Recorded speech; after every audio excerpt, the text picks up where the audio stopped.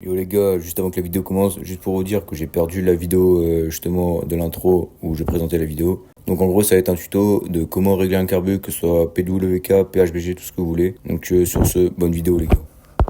Donc du coup les gars, comme matériel il vous faut des gicleurs, donc pour ma part c'est des PWK, une douille de 6 pour justement les gicleurs PWK, une douille de 7 pour le collier de serrage de la pipe, une clé de 17 pour dévisser la cuve, et un tournevis plat justement si vous voulez faire les réglages des vis. Et puis voilà, niveau matériel il faut juste ça les gars, c'est très simple.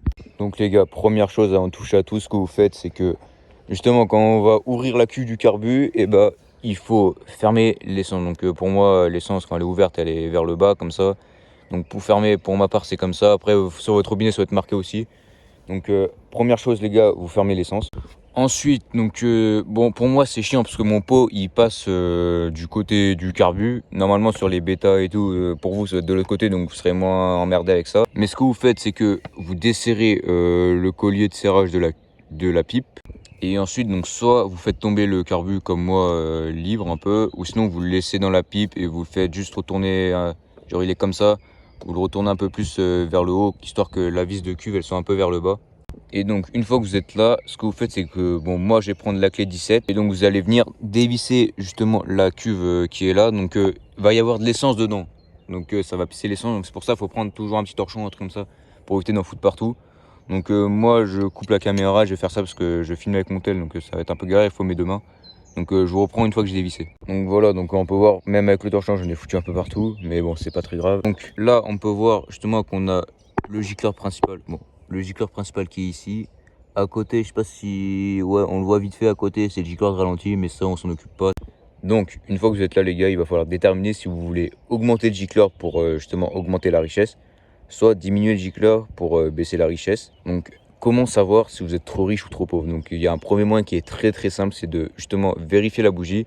J'essaierai de vous mettre un tableau justement des couleurs de bougie, parce qu'en fonction de la couleur de bougie vous pouvez savoir votre richesse. Par exemple si elle est blanche c'est que vous êtes trop pauvre, et si elle est vraiment noire encrassée c'est que vous êtes beaucoup trop riche. Et il faut qu'elle soit couleur brique marron. Enfin je vous mettrai le tableau les gars si je le retrouve. Sinon un autre moyen, mais ça va être plus si vous y connaissez un peu, genre si vous connaissez un peu le comportement de votre moto. Par exemple moi là je sais que je suis trop riche parce qu'elle broute, elle met du temps à monter dans les tours. Et par contre, une fois qu'elle est dans les tours, enfin, elle marche bien. Et puis, par contre, à l'inverse, les gars, si vous êtes trop pauvre, elle va monter directement dans les tours.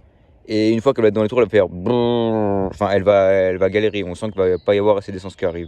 Donc là, les gars, tout simplement, ce qu'on va faire, c'est que je vais dévisser le gicleur que j'ai là. Donc pareil, je vais recouper. Bon, attends, je vais enlever ça. Donc, ce que je vais faire, c'est que je vais dévisser le gicleur. Et je vais vous dire en combien je suis. Et on va voir, je vais baisser, je pense, de 2-3 points. On va voir. Je sais plus du tout en combien je suis. Donc je vous reprends après ça les gars. Donc pour ma part, je suis en gicleur de 115. Donc je sais pas si on voit très bien, mais ouais 115. Donc ce que je vais faire, c'est que je pense je vais essayer de trouver, je vais chercher dans mes gicleurs, mais je pense que je dois en avoir un de 112. Donc j'espère. Donc c'est bon, regardez les gars, il est là, j'ai trouvé celui de 112. Donc ce que je vais faire, c'est qu'on va venir le revisser dans le diffuseur. Et là les gars, petite technique, il faut pas serrer trop fort le gicleur. Pourquoi? Parce que si vous le serrez beaucoup trop fort, en fait quand vous allez vouloir le redévisser, votre diffuseur il va se barrer avec. Et pour séparer les deux après c'est chiant. Donc en fait, vous le serrez, mais vraiment, il faut que ce soit posé sur le diffuseur. Faut pas y serrer comme un malade. Dès que vous sentez que ça force, vous arrêtez de serrer, parce que ça sert vraiment à rien d'y serrer trop fort. Donc là, ça y est, avec la douille de 6, j'ai pu serrer le gicleur. Donc là, ce que je vais faire, c'est que je vais remonter ma vis de cuve. Je vais remettre le carbu dans la cuve et je vous reprends après les gars. Donc ça y est les gars, après une galère pas possible, parce que moi j'ai le pot qui est là, donc vraiment c'est hyper chiant pour le remettre. Donc j'ai enfin remis le carbu.